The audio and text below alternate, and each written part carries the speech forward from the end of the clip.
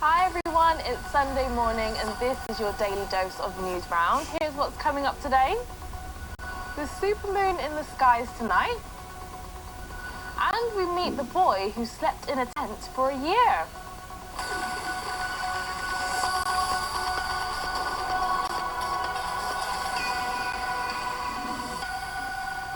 But first, famous landmarks around the world switched off their lights for Earth Hour, which happened last night.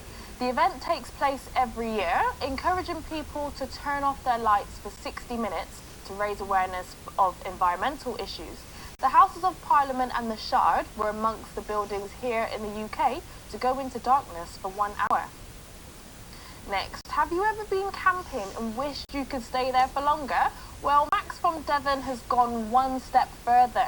He spent the last year sleeping outdoors in his back garden to raise money for charity. Here's more. Meet 11-year-old Max. Like lots of other children, he loves spending time outdoors, and the last year has seen him take on an incredible challenge.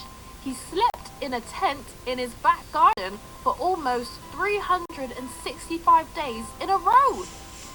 Max was inspired to spend a year outdoors by his friend and neighbour Rick, who sadly passed away last year. Rick gave Max his tent and told him to seek out an adventure, something which Max has fully embraced. He's now raised thousands of pounds for the North Devon Hospice. His extraordinary efforts have gained him lots of fans, including some big celebrities. Hey Max, it's Bear Grylls here, and just to say well done for all you're doing. What an incredible achievement. Max now wants children around the world to get involved too, either outdoors or by setting up camp inside. And despite his amazing achievement, it doesn't look like Max is ready to return to his bedroom just yet. I think I might carry on for a bit. And then just see where it goes, see what next adventure I do. Well done to you, Max. Now next, the world champion heptathlete Katarina Johnson-Thompson has been making the most of her time in lockdown, so she set up an academy to give back to younger athletes. Check this out. Katarina Johnson-Thompson of Liverpool. She's the world champion. Katarina Johnson-Thompson had to put the brakes on after last year's Olympics was postponed. There's going to be so many people who would have been Olympic champion who isn't going to be an Olympic champion because of this pandemic, and I find that fascinating. I think the Olympics will be won and lost on who has handled the pandemic the best. Katarina has decided to give something back and to set up her own academy to help young athletes who she feels are at risk of dropping out.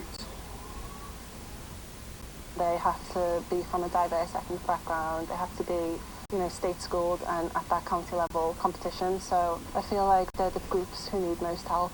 You think that, the Olympics is a diverse place, but I was really surprised to find out that, the number of sports were, all white, and I think it is privileged to be able to train alongside living. I think there's a lot of people and young athletes out there who could be in the Olympic team, could be winning Olympic medals, but just haven't had the right support along the way. The athlete has worked hard to protect herself from the pressures of a year in lockdown. Social media with its pressures as well, just, everyone posting the perfect life, it can be a lot to even me, and I think it is self-care sometimes to just log off or mute or, unfollow. Now, did you know each month the full moon has a different name? March's full moon is known as the worm moon, and this month's moon could also be a supermoon. We spoke to BBC weather expert Suzanne Powell to find out more. You've no doubt noticed that the moon changes shape through the course of a month. Sometimes it's just a tiny sliver or a crescent, other times it's a full sphere or full moon. The full moon occurs just once in a monthly cycle when the moon is fully illuminated by the sun's light. The moon orbits Earth, sweeping through space in a big oval shape. At some points the moon comes nearer to us than others, and if at that time the moon is at its closest point to us coincides with a full moon, we can see what is known as a supermoon. Supermoons are quite rare, we get just a few a year. The moon appears considerably bigger and brighter than normal. Even before calendars, Native Americans named moons to keep track of the seasons, and the moons are still given names now, depending on the time of year, and some of them are pretty weird. A much moon can be known as the crow moon, or slightly wackier, the worm moon, because this is the time of year when Earth moons come back to the surface to give the birds something to eat. There's loads more on the Newsround website about different moons, so make sure you check it out. And while you're there, you can read about some pretty other cool stuff, including the images released by NASA showing incredible frosty sand dunes on the surface of Mars, and find out what the Festival of Holi is and why it involves people throwing coloured powder and water at each other. Right, that's it from me, but make sure you come back tomorrow morning for your update with Martin. Have a great day. Bye.